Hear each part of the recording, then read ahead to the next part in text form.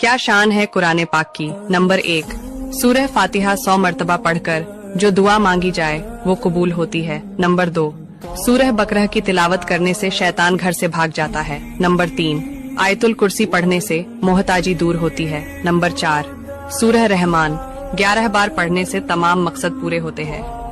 Number 5, सूरह यासीन फज्र की नमाज के बाद रोजाना पढ़ने से हर ख्वाहिश पूरी होती है।